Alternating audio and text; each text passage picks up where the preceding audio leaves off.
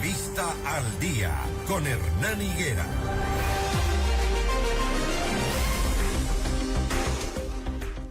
Las 6 de la mañana con 29 minutos, 6 con 29 minutos. Doy la bienvenida a nuestra primera invitada. Ella es Lola Valladares, representante y especialista de programas de las Naciones Unidas Mujeres. Hemos invitado a Lola porque queremos hablar sobre particularmente un caso de Ecuador en donde una niña fue obligada a un embarazo, ¿no? Y ella llevó el caso a instancias internacionales que hacen ahora recomendaciones al Ecuador. No es el único caso, hay dos casos más en Nicaragua, pero también en el caso de Nicaragua y Ecuador, los estados han guardado total silencio, por lo que las medidas preventivas que recomiendan proteger a las mujeres, ¿cuáles son? Estimada Lola, buenos días, bienvenida. Bueno, muchísimas gracias, Hernán, por tocar este tema tan importante para nuestro país en este contexto y, por supuesto, también para difundir esta decisión tan importante del Comité de Derechos Humanos de las Naciones Unidas. Como tú bien dices, 3 casos de niñas víctimas de violencia sexual fueron llevadas para decisión, digamos, del Comité de Derechos Humanos de las Naciones Unidas. Y finalmente, pues, en este caso en particular, el comité ha señalado que obligar a las niñas que viven situaciones de violencia sexual a mantener el embarazo no solamente que viola el derecho a la vida, sino también que puede equivaler a tortura, tratos humanos crueles y degradantes al obligar a una niña víctima de violencia sexual a llevar, digamos, a fin su embarazo e incluso hacerse cargo del niña producto de la violación sexual. También viola el derecho al acceso a protección, el acceso a justicia, puesto que efectivamente, digamos, se señala ahí que habría habido una omisión de protección de los estados a las niñas víctimas de esta violencia sexual, y finalmente ordena al Estado adoptar medidas de reparación y protección de las niñas. Esto implica también entregarles una indemnización, facilitarles el acceso a apoyo psicológico a ellas, a sus familias, acceso a educación, acceso a vivienda, pero por otro lado también los estados están obligados a adoptar medidas de no repetición, es decir, asegurarse que este tipo de situaciones no vuelvan a producirse y, como decía Norma, en este caso un nombre protegido de la niña ecuatoriana, para que a ninguna otra niña le pase esto. Lola, un poquito para conocer el caso de la niña Norma, que es el nombre que se le ha dado para protegerla precisamente, se refiere a quien fue obligada a llevar a cabo un embarazo producto de una violación perpetrada por su propio padre. ¿Cómo está ella ahora? Bueno, efectivamente, como tú dices, penosamente estos casos existen y mucho en el Ecuador. Las propias estadísticas nos dicen que aproximadamente cada 28 minutos una niña o adolescente da a luz en el Ecuador. Esto te muestra que efectivamente existe un patrón. Penosamente este no es el único caso. Y lo que Norma decía además en una entrevista privada que se le hizo, ella decía que estaba muy contenta, que había vivido un infierno, que definitivamente ella incluso había tratado de suicidarse en diferentes momentos. Obviamente pensemos en una niña de escasos recursos económicos, una niña pobre en una zona rural del Ecuador, con un padre que la había violado. Ella nunca había tenido acceso a información ni a educación sexual y reproductiva, de tal manera que ni siquiera sabía qué es lo que estaba pasando en su cuerpo. Es la hermana mayor la que la lleva a un centro de salud en donde se confirma que efectivamente la niña tenía ya un embarazo avanzado. Entonces, claro, pues ella está sometida a situaciones de mucho dolor, de mucha angustia, de mucha desprotección.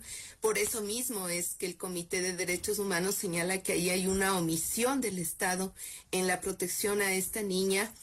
Y esta niña, pues, es la que tiene que enfrentar esta situación. Entonces, como te decía, el mensaje de ella es que, bueno, claro, efectivamente tuvieron que pasar 12 años para que este caso efectivamente tenga una decisión como la que ahora se ha señalado, porque por supuesto también se tienen que agotar instancias internas, entonces llevar un caso a instancias internacionales toma su tiempo y su complejidad. Y en instancias Así que, internas, como te decía, ella está contenta.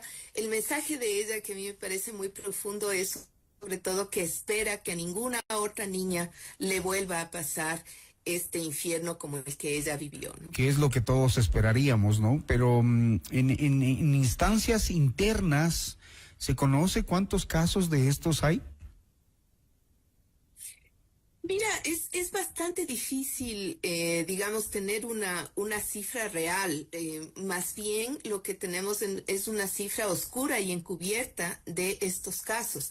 Esta cifra que te acabo de dar de que cada día dan a luz, cada 28 minutos da a luz una niña o adolescente, es gravísimo porque efectivamente, de acuerdo con nuestra legislación, toda relación sexual con una niña de 13 años o menor implica violación sexual, aunque, digamos, no hubiera como una violencia física evidente. Obviamente, en el caso de una persona mayor de 13 años en donde haya sido obligada o amenazada para mantener relaciones sexuales, estamos hablando también de una violación sexual. Por lo tanto, las cifras son bastante altas. De acuerdo con la última encuesta de violencia que se hizo en el 2008-2009, pues se ve que el 25% de las mujeres que viven violencia han vivido violencia sexual, y en el Ecuador 6 de cada 10 mujeres viven violencia basada en género.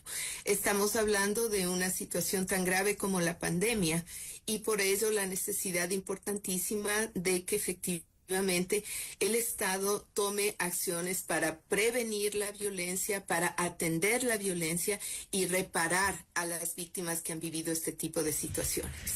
En el caso de Norma, ella se vio obligada a dar a luz a un hijo bajo condiciones de extrema vulnerabilidad, sin el apoyo adecuado ni acceso a la educación. Organizaciones que están vinculadas al trabajo de Son Niñas y No Madres, por ejemplo, se llama una de las organizaciones, la acogió y ya ha llevado el caso hasta el Comité de los Derechos Humanos, emitiendo o logrando que este organismo internacional emita una sentencia que es histórica, ¿no? Sí, absolutamente, es histórica, marca un hito fundamental, no solamente en nuestra región, sino a nivel global, porque efectivamente estas decisiones son de cumplimiento obligatorio. Por lo tanto, tanto Nicaragua como el Ecuador efectivamente están obligados a cumplir con esta decisión del Comité de los Derechos Humanos de la ONU. En el caso del Ecuador, pues obviamente, digamos, hay obligaciones específicas que ya habíamos señalado en materia de reparación para Norma. La dimensión de la reparación para las víctimas es fundamental porque definitivamente, por un lado, tiene el rol de volverlas a colocar en la sociedad con absoluta dignidad, porque estas niñas fueron víctimas de violaciones de sus derechos humanos, y en el caso de Norma, pues efectivamente lo habíamos dicho, incluso ahí hay una dimensión de violación del derecho a la igualdad, y el tema de asimilar la violencia sexual a la tortura realmente también es un impacto fundamental y es un hito relevante. Estos temas habían sido, digamos, también ya materia de algunas decisiones de otras cortes internacionales, como digamos, las decisiones que están sometidas al Estatuto de Roma, algunos tribunales internacionales penales como los de Ruanda y Yugoslavia habían ya digamos, establecido que la violación sexual equivalía a tortura. Pero en este caso, de llevar a cabo, obligar, digamos, prácticamente a estas niñas a una maternidad y a un embarazo forzado, equivale a tortura. Eso es muy relevante.